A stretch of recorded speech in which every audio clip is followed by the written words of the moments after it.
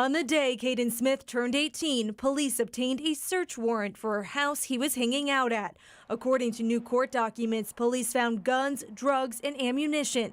It comes just weeks after the triple murder suspect was released on bond while awaiting trial. I know for sure they did not want him released, but that's what the law required. Smith's attorney says he doesn't believe his client violated the pretrial release order. The only violation so far that they've indicated is that he possessed firearms, but he had nothing on him, no guns.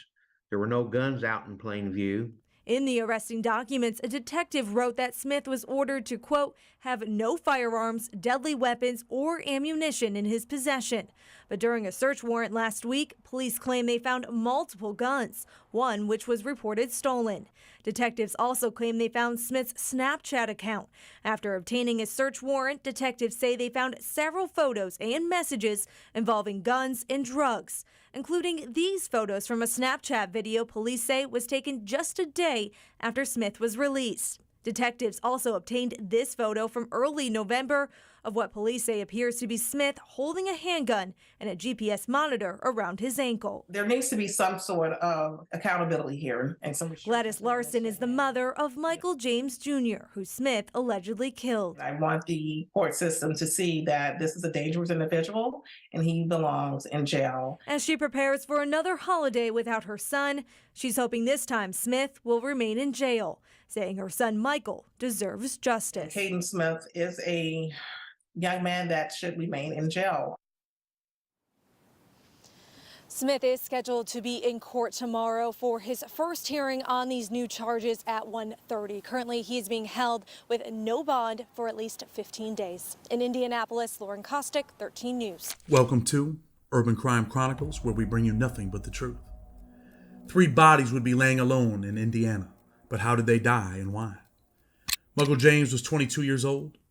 His man Abdul Mubarak, 17, and Joseph Thomas, aka JoJo, 18.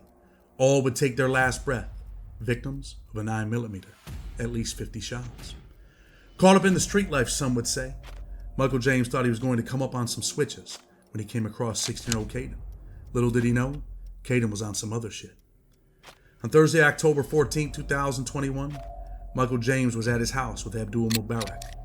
They were talking about the white boy they had known for a while, who said that he had some switches for sale. The two would plot on whether or not they should meet up with Caden and take his shit or actually buy the switches. Michael would also tell his girl Haley Vaughn about Caden and the fact that he wanted to holler at him about those switches. It all started when JoJo ran into Caden on October 10, 2021 at the local Sitco. Caden had on a mask and a hoodie, looking like he was ready to catch a jokes.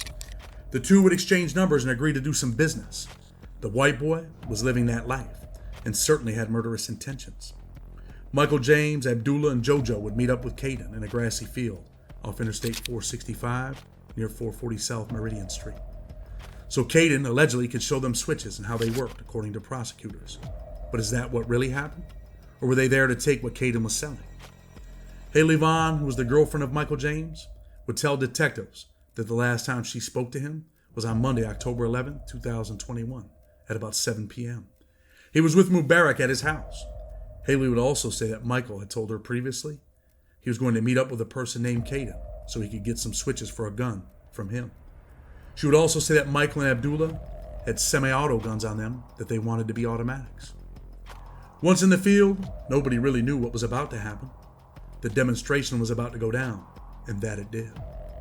Caden would release a barrage of bullets on all 3 men. When the firing was done, lifeless bodies would be left to die together, or perhaps to die alone. Officers collected over 59mm fired cartridge casings at the scene, as well as an unfired 9mm bullet. Smith then robbed his victims and left their lifeless bodies on a grassy path in a heavily wooded area, said prosecutors. An off-duty police officer first discovered the bodies of James and Mubarak on October 12th. After an intensive search with all-terrain vehicles, police would find a 3rd victim, Joseph JoJo Thomas.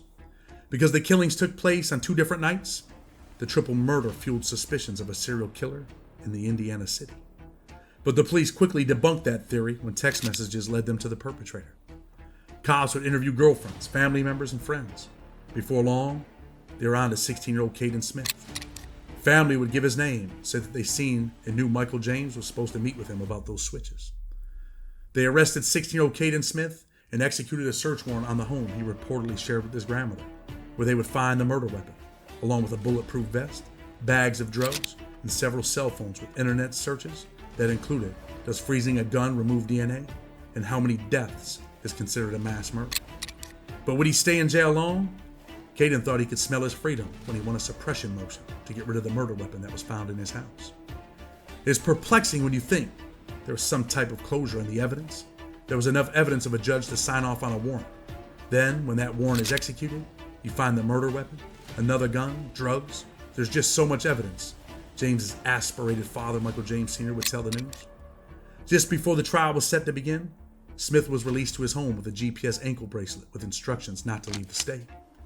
He was ordered to have no firearms, deadly weapons, or ammunition in his possession, but he would pay no mind to the judge or his instructions. With evidence tossed out and Smith no longer locked up, the case was stolen. But within less than 2 months, Smith had already violated the conditions set by the judge. Caden was back in jail on November 23rd. It was a nice way to celebrate his 18th birthday. After police would find Snapchat photos of him brazenly holding a handgun with a GPS monitor around his ankles. He was mocking the system and had no idea how serious his situation was. Life in prison was his real prospect, and at 18 years old, that was a long time. After raiding his house, cops would find guns and drugs. Street life, what does it have for you, Caden?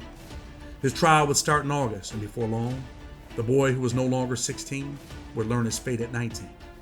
The jury would find him guilty of killing all 3 young men after a 5-day trial. With his head hung low, the 16-year-old gangster now became a defeated 19-year-old facing life in prison. Street life no more. Leave a comment and let me know if you think this kid was a serial killer in the making, or if he was there getting robbed and fired back.